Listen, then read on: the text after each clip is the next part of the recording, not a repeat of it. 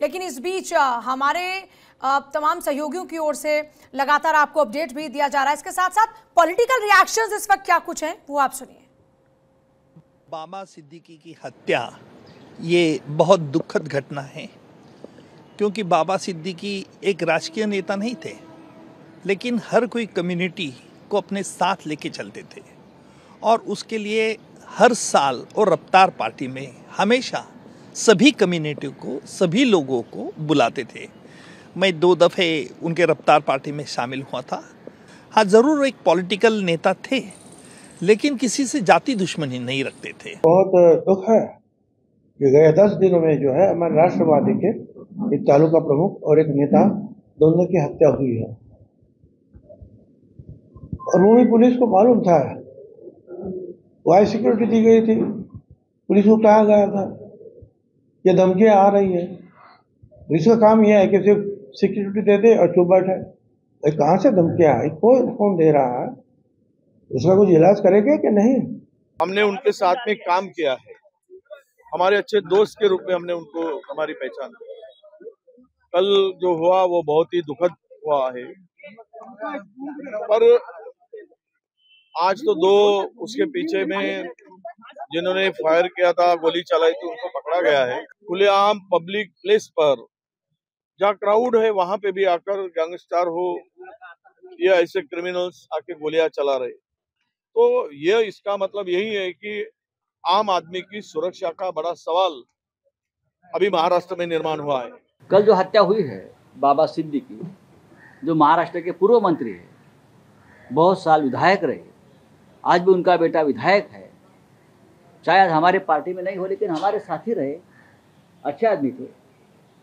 तो उनकी हत्या ऐसी तरह से होती है जिनको सिक्योरिटी है, वाई स्टेटस की सिक्योरिटी है, और उनकी हत्या होती है। उसका मतलब क्या है?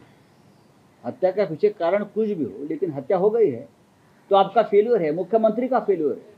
यहाँ बाबा सिद्दीकी जी जो पूर्व मंत्री रह चुके हैं, 3 टर्म एमएलए रह चुके हैं, जिनके पास वाई सिक्योरिटी कैटेगरी की सुरक्षा थी, उनको दिन दहाड़े मुंबई में बैंड्रा जैसे एरिया में उनको कॉन्ट्रैक्ट किलिंग के माध्यम से उनकी हत्या कर दी गई है।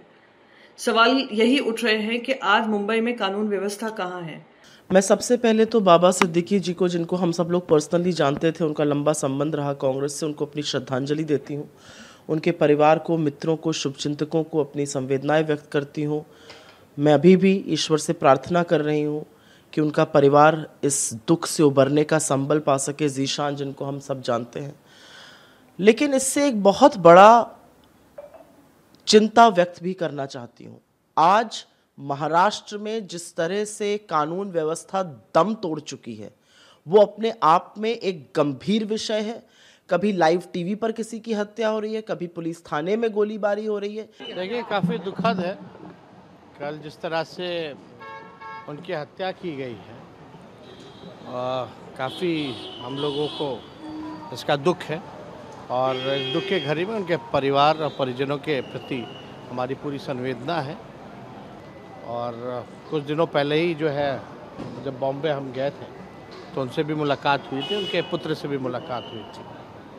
अब ये जान कर के बड़ा दुखद है, लेकिन आश्चर्य करने वाली बात है, जो बॉम्बे इतना बड़ा शहर, ख़ास तौर पे जो बांद्रा जो लोकेशन है, जो कॉलोनी है, अगर वहाँ ऐसी घटना हो जाती है तो आप समझ सकते हैं कि कोई भी सुरक्षित नहीं है। मुंबई के अंदर भारतीय जनता पार्टी की सरकार है और कानून व्यवस्था आप देख ही रहे हैं। उन्हीं के नेता की हत्या गैंगस्टर्स द्वारा कथित तौर पे की गई है। दिल्ली में भारतीय जनता पार्टी के पास, केंद्र सरकार के पास कानून व्यवस्था है, और दिल्ली में भी बॉम्बे जैसे हालात बनते जा रहे हैं। दिल्ली के अंदर बड़े बड़े गैंग्स सक्रिय हो गए हैं, बिजनेसमैन से प्रोटेक्शन मनी मांगा जा रहा है। अगर आपको काम धंधा करना है, चाहे आपकी दुकान है, चाहे आप बिल्डर हैं, चाहे आपका कोई बिजनेस है, चाहे आप कार बेचते हैं, आपको अपने ज़िंदगी को बचाने के लिए बड़े बड़े गैंगस्टर्स को प्रोटेक्शन मनी देनी पड़ रही है, नहीं तो गोलीबारी हो रही है, हत्याएं भी हो रही हैं। अभी GK1 के अंदर हत्या हुई। तो देखिए, विपक्षी पार्टियां तो लगातार घेरती हुई नजर आ रही हैं और हमला बोलती हुई नजर आ रही हैं कि कैसी कानून व्यवस्था है जिसमें सरेआम गोलियां चल जाती हैं।